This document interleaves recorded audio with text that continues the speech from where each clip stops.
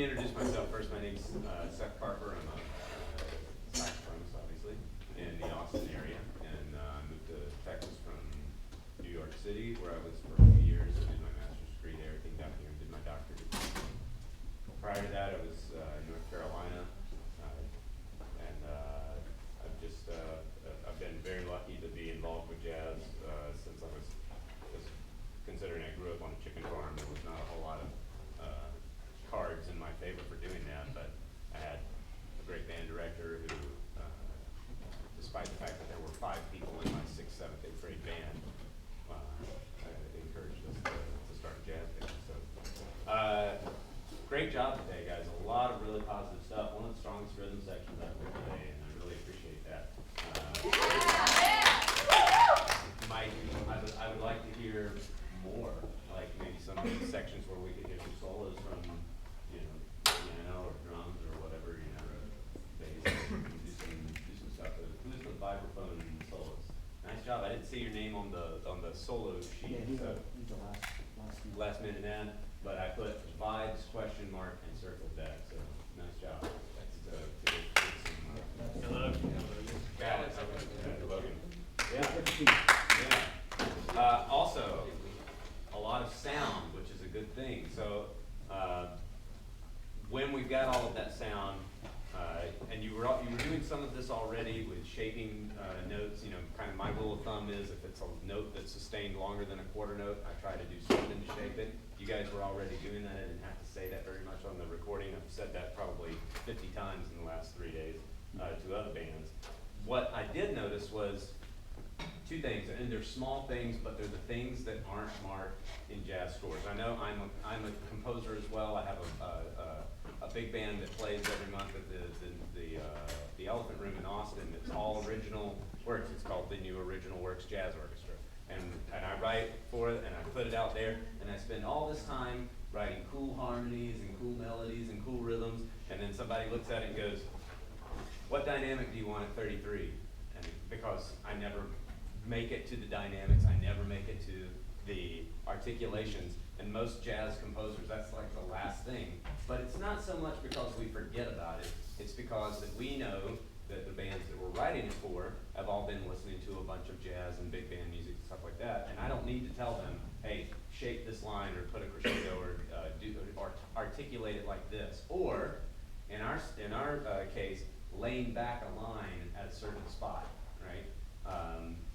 Who are some bands that you guys have been listening to? Because it's obvious that you've been doing some listening. So what has been on your palette lately? Yeah. Good one? We do a lot. We do like listening Thursdays and listening Fridays, where we just pick different individual pieces that we like individually. They have a listening list. Yeah. Excellent. Of either performers or big band groups, and they're assigned to pick one of those, listen to it, and let them do it as well. Cool. Have you checked out the Count Basie Orchestra much? Yeah, they're pretty good.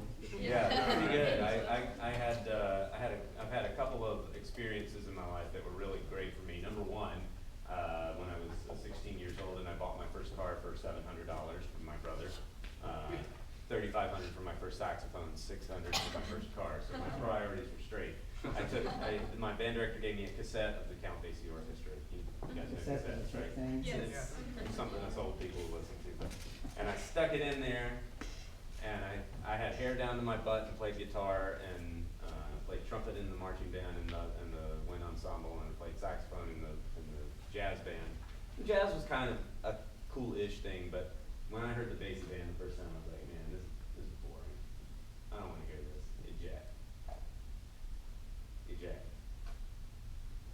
Eject. And it was stuck in the deck, but it would play. In fact, it would not play. And it would get to the end, as of you that don't know cassettes, it would get to the end. This was a fancy tape deck on my $600 car, and it would flip over and play the B-side. And then when the B-side was done, it'd flip over and play the A-side. And it was just a continual loop of Basie Straight Ahead for a year and a half. That was all I got to listen to in my car was Basie Straight Ahead. After a year and a half, the actual tape, cassette had this magnetic tape in there. It broke. When it broke, it popped out of the machine. You spliced it together. And I took it to my band director and I said, "Can I have another copy of this?" He said, "Yep." I took that copy and jammed it right back in. Because after a year and a half, this music that I couldn't really get into, I fell in love with, you know, and what happened was, after listening to, in particular, Marshall Royal, the lead alto player, I had absorbed, just through sheer osmosis, stuff that I didn't even know. And basically what it is, and I talk about this on the tape a little bit when you get your comments, it's obvious to me that you know Gordon Goodwin's play, and that you know his music, and the band, and the style, right? The kind of straight eight rock, fusion, funk kind of style. In fact, had you never heard Gordon Goodwin, you'd probably still play this chart more confidently and more accurately than you would the other two, which you did on stage. And I'm getting really picky here. All three of the performances were great. But I'm gonna get really nitpicky, because if I don't, I'm doing you a disservice, right? We're gonna help you get to that next level. So through osmosis, I was absorbing this stuff, and I was learning what it sounds like. And this is such a simple thing, but you know what this sounds like, and so without having to do probably a ton of rehearsal, you play it, and it comes out sounding pretty close to what it's supposed to sound like. But on something that you're less familiar with, you don't have that reference point, right? Even if you've listened some, there's kind of like a critical mass that you have to get to in listening, even, where, you know, once you've gotten past that critical mass, it will start to come out, regardless of whether you're trying to or not. For me personally, I remember my band director put Hey Burner down in front of me, Sammy Nestico, Hey Burner. I was so super excited, because that was track number 3 on side A. And when I got that part, and I looked at the part, and I was looking at it, and I was like, that's not what Marshall Royal plays. I mean, those are the notes, those are the rhythms, but that's not how he plays it. And so, without even trying, it just started coming out the way that Marshall Royal played it with the saxophone section, right? And my band director stops the band. He was a jazz trumpet player, and stops the band, and he's like, what have you been doing? Have you been practicing?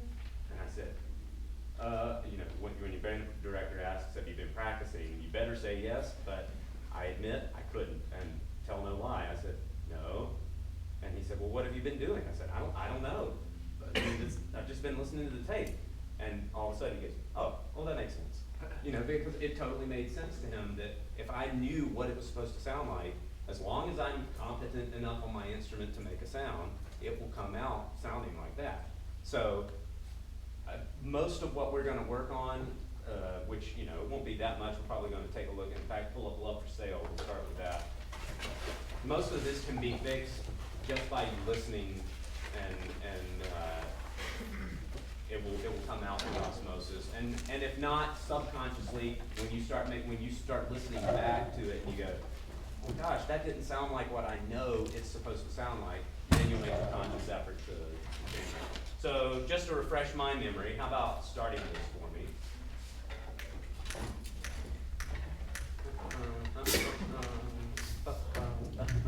Somewhere around there. 1 and 2, you know what to do.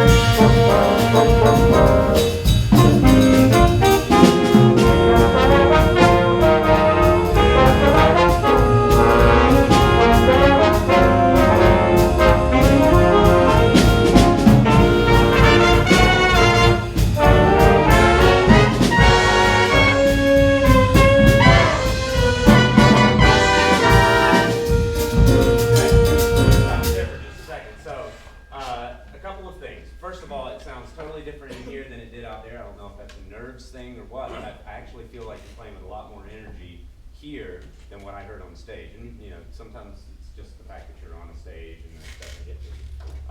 That sounded a lot better to me already. A few things that we can do to make it even better. Saxes. Now, what's interesting is looking at your band director's score. I'm going to pick on him for a second, but actually, it's not even picking on him. It's things like the arrows about what I'm about to just say. He's already marked, which means that he said it to you before, right? So I know I'm going to be saying the same stuff. Let's see if we can make it happen now.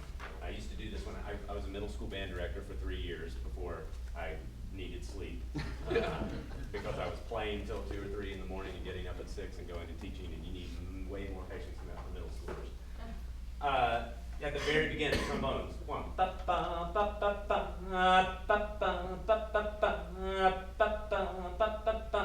Now I'm over exaggerating, and it might feel like you're over exaggerating it by the time I get you to do it the way I want you to. Out here, it's going to be about 50% of what you're doing. Okay? So you hear what I'm doing with even just that little bit of a forte piano crescendo on it. Can you play that for me? 1, 2,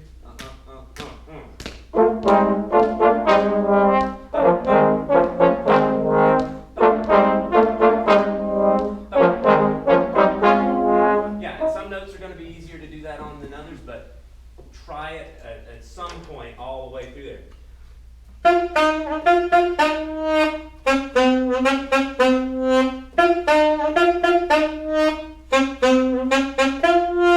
Now watch this.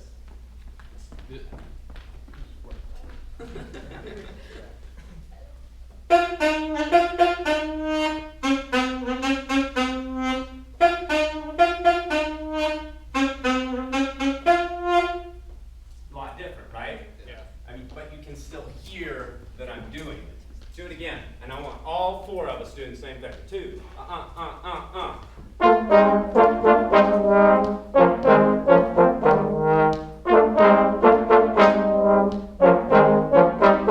Good. So one thing that makes it easier whenever, and this is for any wind player, right? And it's obvious that we've got a strong wind program at this school. And we think a lot about the loud part of something like a forte piano crescendo, but when you're trying to keep it soft, the thing that you really need to focus on is the soft part of it. So,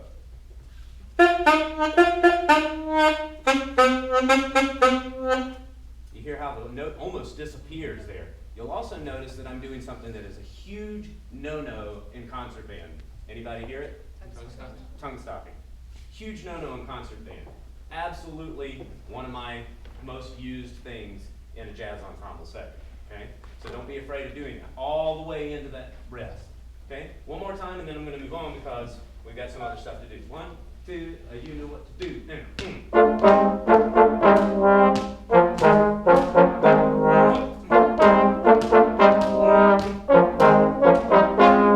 Excellent, that's what I'm talking about.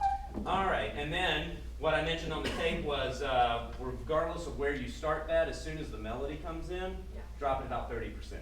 But keep the same intensity of that same line. All right? So now, saxes. Here, let me hear you guys at 17. Let me do it with the rhythm section this time. Rhythm section and sax at 16. 2. So,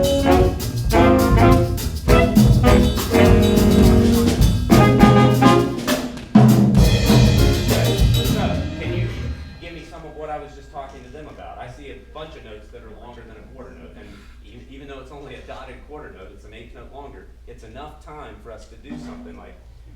1,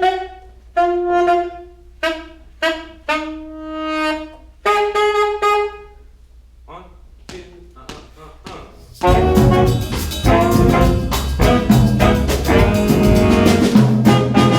Good. Even though this is Latin music and it's straight 1/8 notes, anytime that I feel that I see 2 1/8 notes, and especially when it's flat out marked, long, short, I'm probably going to pull it back to some degree. I'm going to lay back on it. So listen to me in the rhythm section do this. In fact, who's playing lead? Me. Who's me? Laura Matthews. Laura. Okay, Laura. Lauren. Lauren, sorry. Yes, May I? Yeah, sure. Let me play your part for a second. 1, with the saxes and the rhythm. 2, saxes, I want you to follow me. You're going to notice that you rush in measure 21 compared to me. All right? You're not rushing, you're just going to rush compared to me. 1, 2,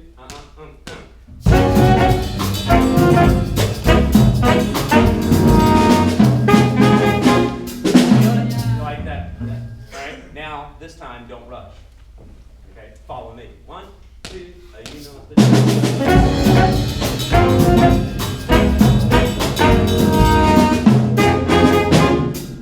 how much more relaxed that feels, and it's not so on the edge? Guess what? We have the exact same thing coming up, right? Yeah. You've got something similar to that, or 47. yeah, like at 29. Sorry, that's the saxes at 33. 1, ba boo da ba doo da, ba ba ba ba. Let's go. Ba ba ba be da ba. All that dee da da or do da da do da da. Pull back on those 2/8 notes. It's not that you're actually laying back, because you're not. It's going to feel like you're laying back because Latin music always feels kind of on the edge. So when you lay back in Latin music, you're laying back to the middle of the beat. Okay? Does that make sense? Yeah. I know that's kind of a weird thing to feel, but you'll get it. Let's go 17. Ready? Everybody at 17. 1, 2, Can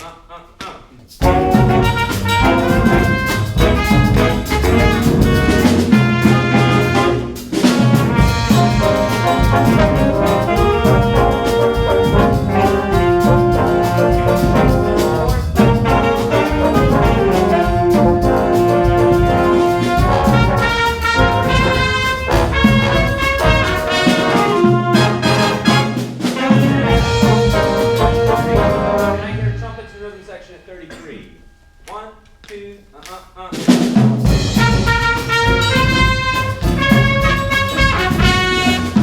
What's the one note that is the least together?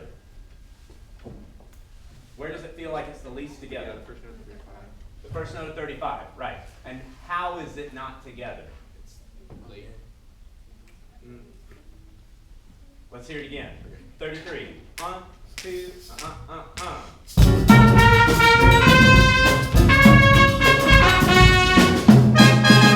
Same thing. It's like there's some of us that are wanting to push on it a little bit, and others of us are trying to pull on it. Let's meet in the middle, okay? Right in the middle of the beat. The other thing that I'd like to hear more of is the separation of the do-da-da, right? Even just thinking those syllables. Da-do-da-da. If you play it slowly for me, right? Can we do that? Just the trumpets? 1, ba, do-da-da, do-da. Ready, and 1. Ba, do-da-da, do-da. Good. And then give me a sizzle, a little forte piano.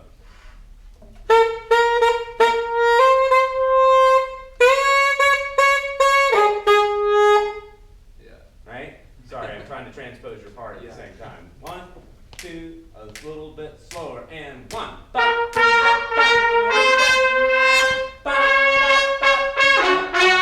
other thing is playing the half note before the end of 1 all the way to that downbeat will make the end of 1 come in time. Let's do it with the rhythm section.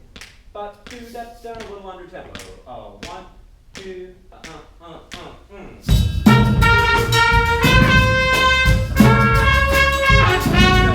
We're a little bit late now. We played a little too far back. One more time. 2,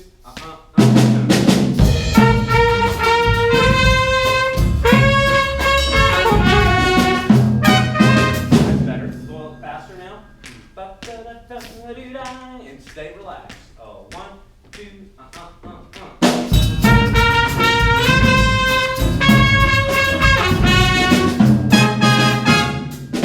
Yeah, why not? Yeah? Cool. Now, swing. Going from Latin to swing. It's really easy to go from Latin to swing and the swing feel like that. To feel kind of boring, right? So the ways that I think about it whenever I get to swing, first of all of that other stuff I'm feeling in cut time, right? As soon as I get to swing, this is where you guys can really help us out. Not 2 and 4, I feel all 4 quarter notes because that's what's going to make it feel faster, even though it's not faster. And that feeling faster is going to give it the intensity to make it go forward. So what I might suggest to start with is the first maybe 2 measures lay out of the skip beat. Just quarter notes. You know, give it 2 or 3 measures of just driving the quarter note before getting the skip beat. Okay?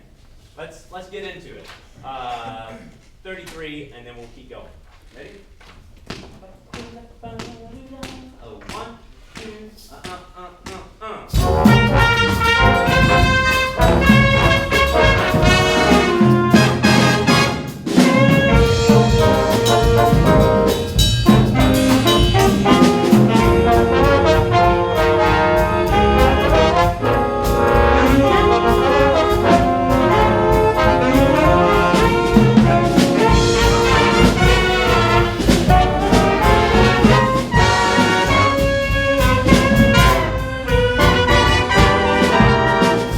Again, I think if I just do this, then you'll get it. So It's time. I'm sorry. It's time. Can I get 30 more seconds? Go ahead. Excellent. I'm going to play the trombone part here at 43 with the rhythm section. 1, just right in the swing. 2, Same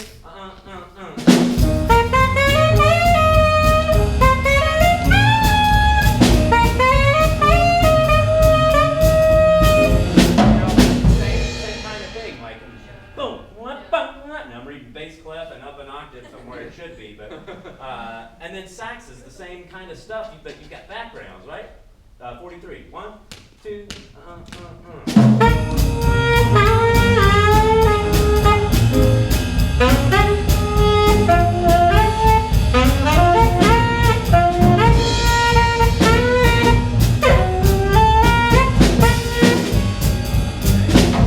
There's an intensity behind it, and I'll leave you with this because I know that we're all ready for an afternoon snack. I think about swing rhythms and all that kind of stuff that we're talking about with the punches and the articulations and everything. This is the really kind of like minute stuff that I was talking about on the tape, and that you'll hear the other judges talking about. I think about it like bacon frying. Okay, if you think about, and this is silly, it's super silly, but think in your mind, picture bacon laying in a pan frying. Is it just laying there? Yes, it is. But is it just laying there while it's frying? No, there's all this energy that's like, you just, you know, and if you're up there with like a really thin shirt on, you're worried because it might burn you, because there's all these like, pop, pop, pop, pop, pop, you know, it's popping and it's crackling, but it's simmering, right? There's this simmer to it. And that's what we have to have as far as like the air support and the energy of it. You know, I see a lot of bands come through here that are up here kind of like, I'm playing jazz, and I'm like, oh, you're playing jazz. You know, you gotta kind of get into it like that and have that same, but there has to be that in a physical form of air pressure behind the diaphragm, or the intensity behind this, even if you're playing soft, that there's like some snap and, you know, really pulling the strings, you know, pulling the sound out of the piano and that kind of thing. So that kind of physical energy, when I get done with a gig, I'm tired, like physically tired, especially when it's at, 2 in the morning. Then I'm extra physically tired. But great job. I wish I had more time to work with you, and maybe we'll line something up or something, or I'll get to hear you again at another festival or something. Pleasure hearing you. Pleasure working with you. I hope you have a great afternoon.